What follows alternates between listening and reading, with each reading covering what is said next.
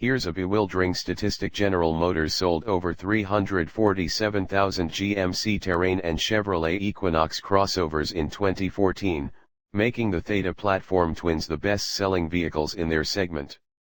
GM sold more Equinox/Terrain crossovers than Honda did CR Versys, Ford did Escapes, and Toyota did RAV4S. After a week behind the wheel of the 2016 Terrain Denali, we can't fathom why GMC's entry, which accounts for nearly a full third of GM's annual small CUV sales, has been so popular. An inefficient engine, cheap interior plastics, uncomfortable seats, a shortage of technology, and a high price left us questioning why anyone would order this Denali over a titanium trim Ford Escape, a Jeep Cherokee Limited, or a Hyundai Santa Fe Sport with the unlimited package. Driving notes. While looks are subjective, we'd posit that GMC didn't go far enough with its 2016 mid-cycle refresh. New accents on the front bumper, a tweaked grille surround, and LED running lights round out the changes up front, while the rear gets a slightly different bumper. GMC claims there's a new hood, although we challenge you to pick out the differences. Here are the official galleries for the 2013 and 2016, if you'd like to try. GMC missed a tremendous opportunity here. New headlights, some restyled tail lights, and tweaked mirrors would have given the impression of a more significant refresh. As it stands, these changes don't add up to much. GMC also claims it made changes in the cabin, adding a revised instrument panel center stack. Aside from the missing CD slot, which has been replaced with an oddly shaped and not terribly useful shelf, it's hard to spot much of a difference. The Terrain Denali's cabin materials feel cheap. You'll be spending at least $35,000 to park one of these in your driveway, but aside from the leather and faux wood steering wheel, no material feels worthy of that price tag inside. The lower dash plastics are hard and scratchy, the center stack feels hollow and creaks when pressed on, and the too small shade over the 7-inch display feels flimsy. The upper dash is covered in a cheap-feeling, leather-like material that looks unchanged from when the Terrain Denali debuted back in model year 2013. These materials don't make sense in a vehicle that, as tested, exceeded $41,000. The most egregious thing about the refreshed Terrain is the lack of content. Sure, you can now get blind spot monitoring with cross-traffic alert, a rear-view camera, lane departure warning, and forward collision warning. All of these are nice, but a lot of the things that we've come to take for granted in the Terrain Denali's competitors simply aren't available. Where are the heated steering wheel, bi-xenon headlights, vented seats, LED tail lights, panoramic sunroof, or push-button start?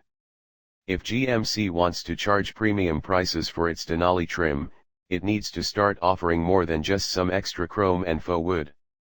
We wouldn't be so hard on the Terrain's poor materials, indifferent styling, and short equipment list if it drove well. But it doesn't. GM's corporate 3.6-liter V6, which has been featured on a wide array of the company's sedans and crossovers, sounds rather harsh at the higher reaches of the rev range. However, its 301 horsepower and 272 pound-feet of torque does a good job of disguising the Denali's 204 pound curb weight. Although peak torque doesn't arrive until 4,800 RPM, there's a generous helping at the lower points in the rev range. This engine is also relatively willing to rev, but it just doesn't sound all that nice when you get on the gas pedal hard. The downside to this V6 is that the Terrain Denali is laughably inefficient, netting a rated 16 miles per gallon in the city and 23 on the highway. That makes one of this segment's worst performers. The V6 powered Jeep Cherokees seem comparably efficient at 19 city and 26 highway. Still, we were able to beat the EPA combined rating of 18 mpg, returning just over 19 mpg in mixed driving. The Terrain's aging Hydra-Matic 6T70 transmission was cutting edge in 2006, but lacks the performance and efficiency the market now demands.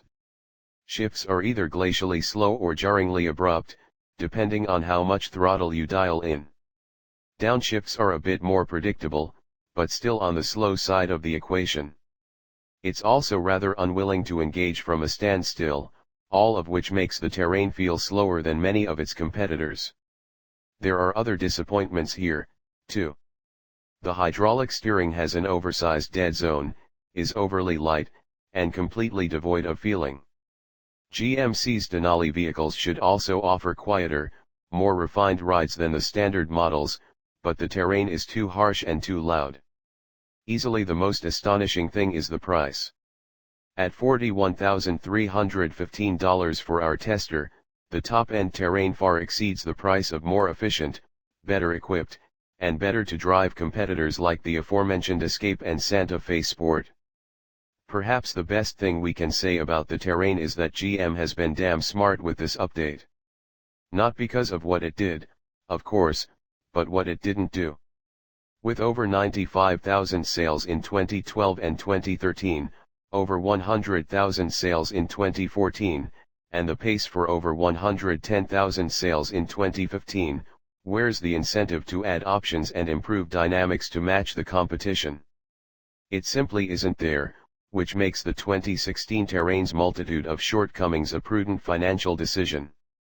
We can only hope, though, that GM keeps these failings in mind when it comes time to redesign Theta platform CUVs. Thanks for watching.